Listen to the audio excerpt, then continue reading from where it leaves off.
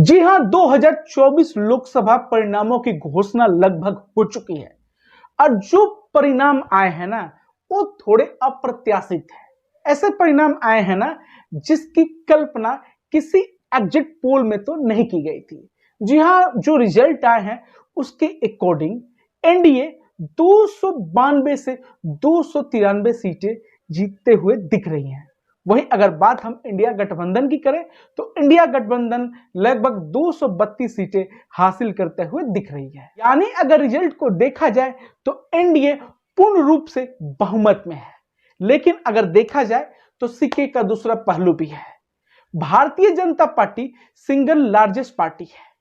जी हां, भारतीय जनता पार्टी 240 से ऊपर सीटें जीत रही है। फाइनल आंकड़ा 241 से 243 तक हो सकता है। सिंगल लार्जेस्ट पार्टी होने के बावजूद भी बीजेपी बहुमत अपने दम पे हासिल नहीं कर पा रही है।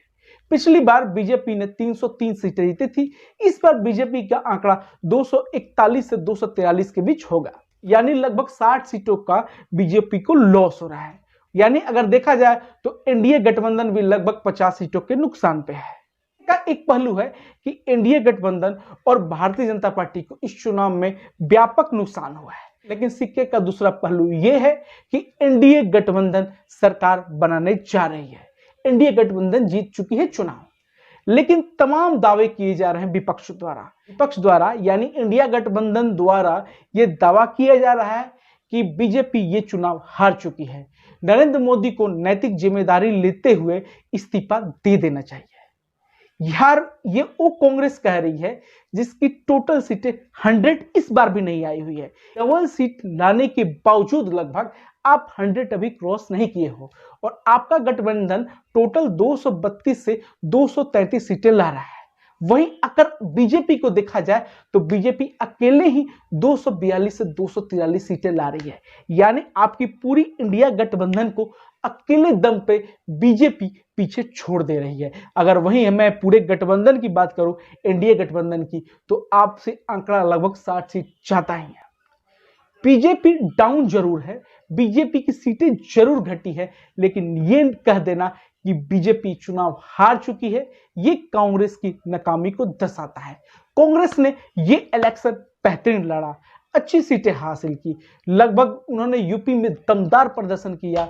उनकी और समाजवादी पार्टी ने जबरदस्त प्रदर्शन करते हुए उत्तर प्रदेश में एनडीए गठबंधन को हरा दिया। ओवरऑल अगर टैली देखा जाए तो इंडिया गठबंधन बहुमत से दूर है। न सिर्फ दूर है, लगभग 40 से 42 सीटें दूर है।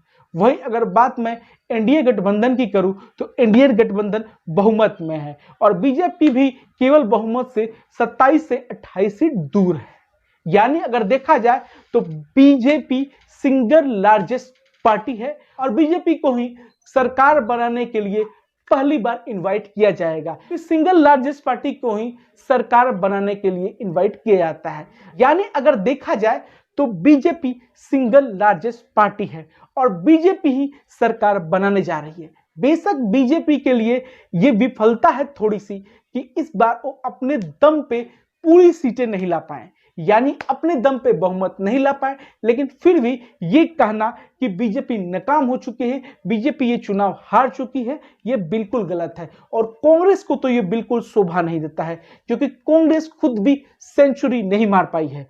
कांग्रेस अगर इस बार मैजिकल फिगर लाती, खुद 200 सीटें लाई होती, तब आप बीजेपी को बोल सकते थे कि बीजेपी चुनाव हार चुकी है। लेकिन बीजेपी बेशक अपने दम पे नहीं लाई है, लेकिन एनडीए ने अपने दम पे देखा जाए तो बहुमत लाया है। नीतीश कुमार का मैजिक इस बार चला है और नीतीश कुमार की पार्टी ने दमदार प्रदर्शन किया है, जदयू ने दमदार प्रदर्शन किया है। बीजेपी के बाद जनता दल यू और एनडीए के एक और सहयोगी तेलुगु देशम पार्टी ने शानदार प्रदर्शन किया है।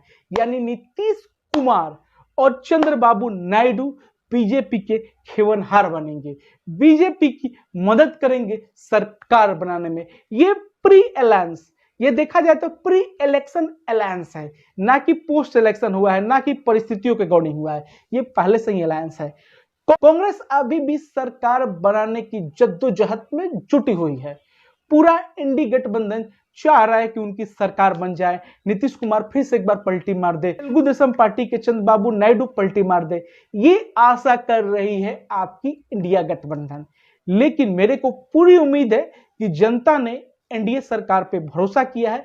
बेशक भारतीय जनता पार्टी की सीटें घटी है, पूरा विपक्ष ही आपके खिलाफ था, पूरा कई विदेशी ताकतें इस चुनाव में एनडीए के खिलाफ थी, नरेंद्र मोदी के खिलाफ थी।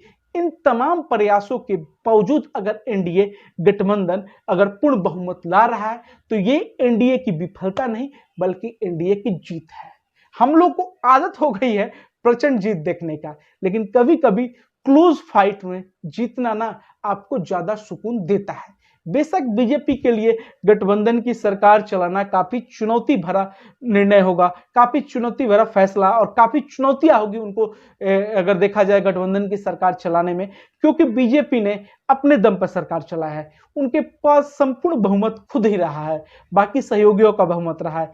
लेकिन इस बार बीजेपी अपने सहयोगियों के दम पे सरकार चलाएगी और प्रधानमंत्री नरेंद्र मोदी पंडित जवाहरलाल नेहरू के बाद दूसरे ऐसे प्रधानमंत्री बनेंगे जो लगातार तीसरी बार शपथ लेंगे। तो इतिहास अपने आप में क्रिएट होने जा रहा है और नरेंद्र मोदी तीसरी बार शपथ लेने जा रहा है।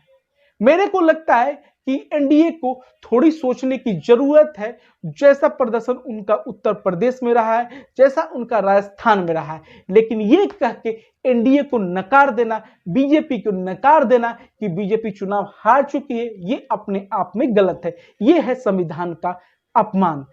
और वो इंडिया गठबंधन जो संविधान बचाने के लिए इलेक्शन लड़ रही है, उनको तो ये शोभा नहीं देता है। संविधान को ताक में रख के सरकार बनाने का जोड़ तोड़ की राजनीति करे। मेरे अकॉर्डिंग नरेंद्र मोदी के नेतृत्व में एनडीए ने प्रदर्शन ठीक ठाक किया है। बेशक सीटें उनकी घटी है, लेकिन एक बार फिर से मोदी सरकार आपको रिपीट होते हुए दिखेगी। तीसरी बार नरेंद्र मोदी शपथ लेंगे।